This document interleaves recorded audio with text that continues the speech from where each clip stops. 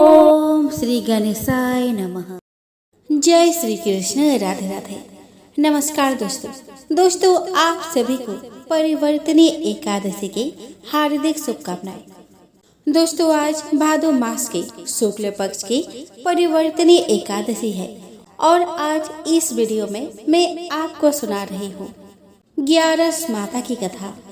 एक बार राजा युधिष्ठिर ने भगवान श्री कृष्ण से पूछा, भगवान पूर्णिमा एकादशी तिथि कैसे उत्पन्न हुई, इस संसार में क्यों पवित्र मानी गई तथा देवताओं को कैसे प्रिय हुई।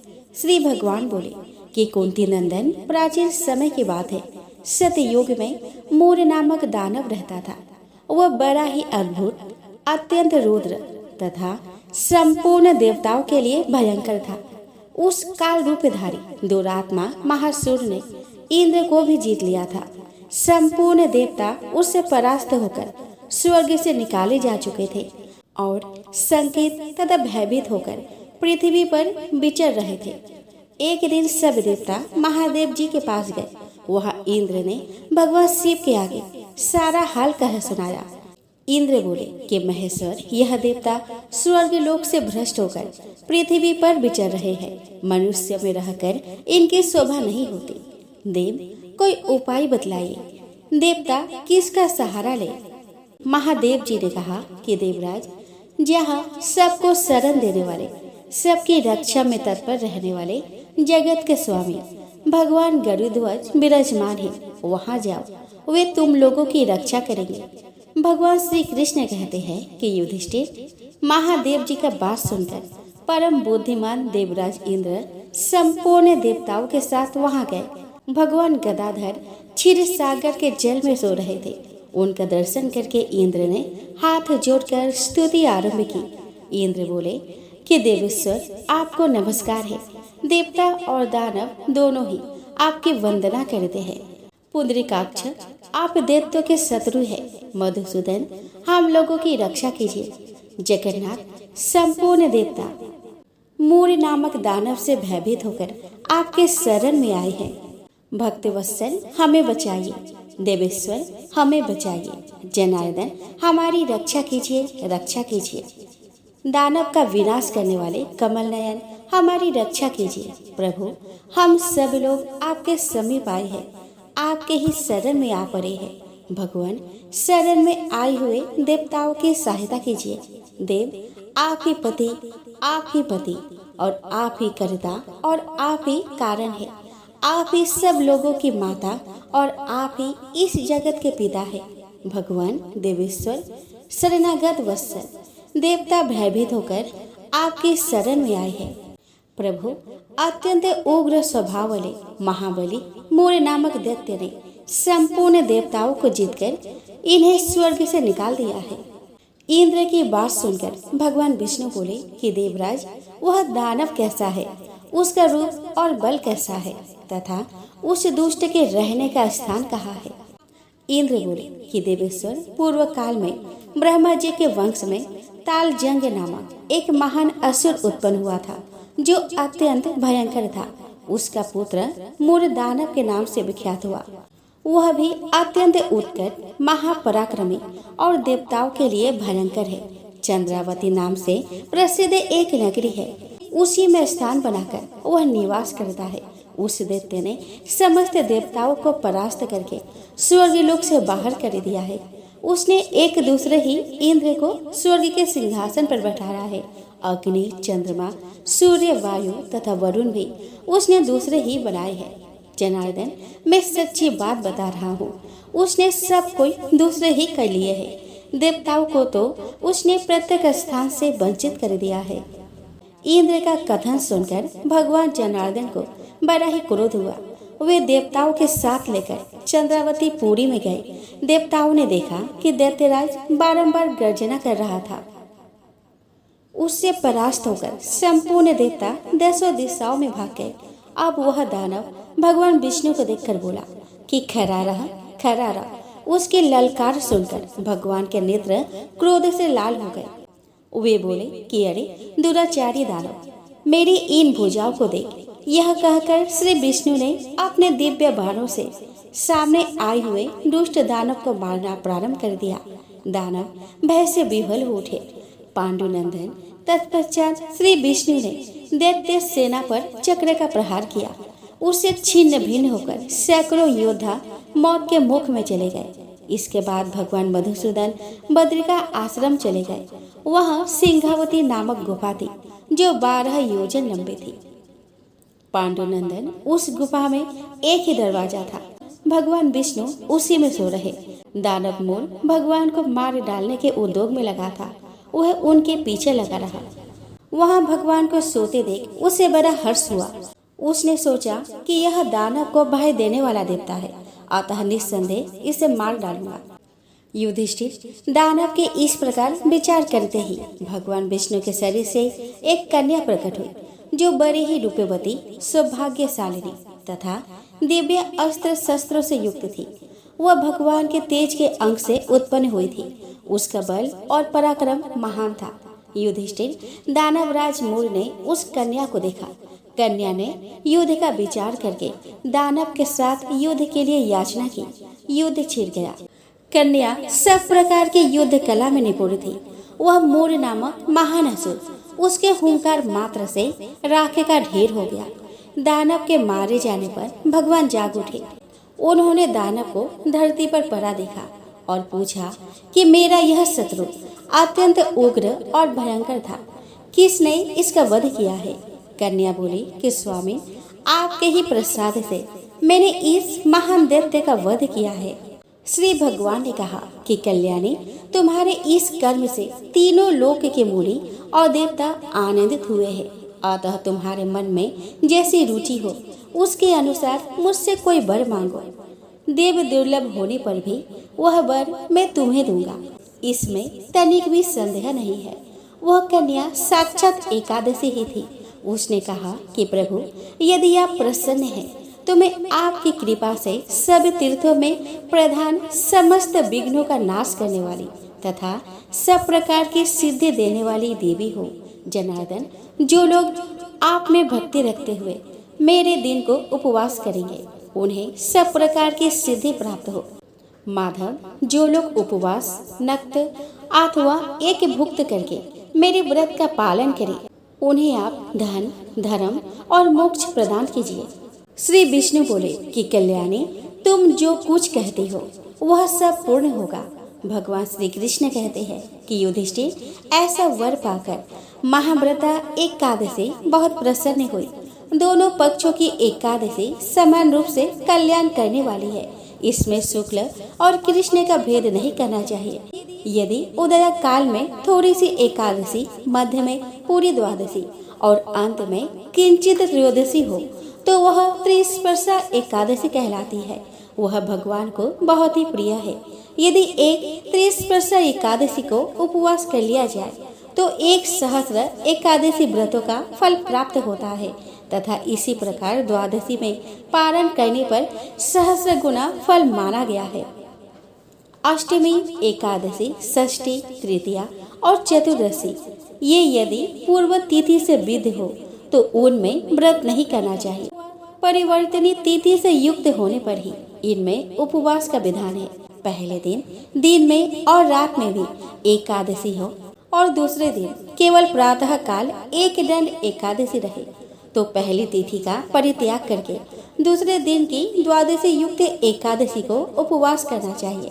यह विधि मैंने दोनों पक्षों की एकादशी के लिए बताई है। जो मनुष्य एकादशी को उपवास करता है वह वैकुंठ धाम में, जहाँ साक्षात भगवान गरुड़ध्वज विराजमान है, वहाँ जाता है। जो मानव हर समय एकादशी के महात्म्य का पाठ करता है उसे सहस्र गोदानों के पुण्य का फल प्राप्त होता है। जो दिन या रात में भक्ति पूर्वक इस महात्म्य का श्रवण करते हैं वह निस्संदेह ब्रह्म हत्या आदि पापों से मुक्त हो जाते हैं। एकादशी के समान पापनाशक व्रत दूसरा कोई नहीं है। एकादशी माता की आरती। तो प्रेम से बोले, एकादशी माता की जय हो। ओम जय एकादशी माता। विष्णु पूजा व्रत को धारण कर सकते मुक्ति पाता। ओम जय एकादशी माता, विष्णु पूजा व्रत को धारण कर शक्ति मुक्ति पाता।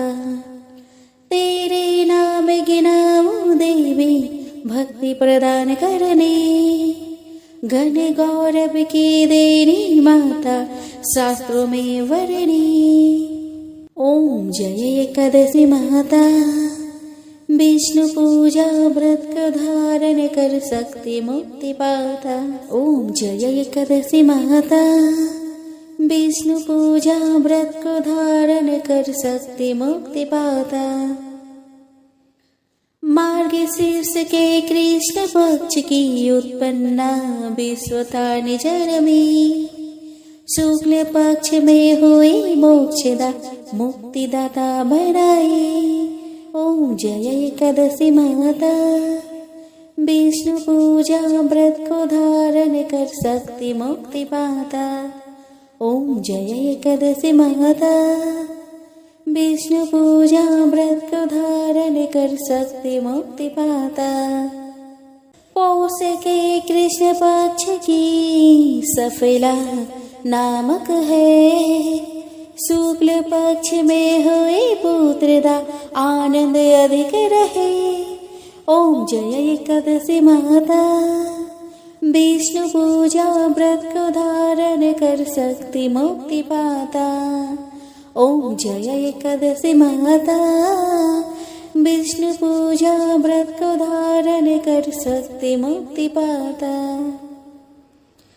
नाम सत्तिला माघ मास में कृष्ण पक्ष आवे, शुक्ल पक्ष में जया कहावे विजय सदा पावे। ओम जय एकादशी माता, विष्णु पूजा व्रत को धारण कर शक्ति मुक्ति पाता। ओम जय एकादशी माता, विष्णु पूजा व्रत को धारण कर शक्ति मुक्ति पाता। विजय फागुन कृष्ण पक्ष में शुक्लाम्ल की, पाप मोचनी कृष्ण पक्ष में छत्र महाबल की। ओम जय एकादशी माता, विष्णु पूजा व्रत को धारण कर शक्ति मुक्ति पाता। ओम जय एकादशी माता, विष्णु पूजा व्रत को धारण कर शक्ति मुक्ति पाता। चैत्र शुक्ल में नाम कामदा धन देने वाली, नाम बरथुनी कृष्ण पक्ष में बैसाख महावाली। ओम जय एकादशी माता, विष्णु पूजा व्रत को धारण कर शक्ति मुक्ति पाता। ओम जय एकादशी माता, विष्णु पूजा व्रत को धारण कर शक्ति मुक्ति पाता। शुक्ल पक्ष में होए मोहिनी अपराजष्ण कृष्ण पक्षी, नाम निर्जला सब सुख करने शुक्ल पक्ष राखे। ओम जय एकादशी माता, विष्णु पूजा व्रत को धारण कर शक्ति मुक्ति पाता। योगिनी नाम आषाढ़ में जानो कृष्ण पक्ष करने, देव शयने राम कहायो शुक्ल पक्ष धरने। ओम जय एकादशी माता, विष्णु पूजा व्रत को धारण कर शक्ति मुक्ति पाता। ओम जय एकादशी माता, विष्णु पूजा व्रत को धारण कर शक्ति मुक्ति पाता। कामिका श्रावण मास में आवे कृष्ण पक्ष कहिए, श्रावण शुक्ला होए पवित्रा आनंद से रहिए। ओम जय एकादशी माता, विष्णु पूजा व्रत को धारण कर शक्ति मुक्ति पाता। ओम जय एकादशी माता, विष्णु पूजा व्रत को धारण कर शक्ति मुक्ति पाता। आजा भाद्रपद कृष्ण पक्ष की परिवर्तन शुक्ला, इंद्र आसीन कृष्ण पक्ष में व्रत से भव सागर निकला। ओम जय एकादशी माता, विष्णु पूजा व्रत को धारण कर शक्ति मुक्ति पाता।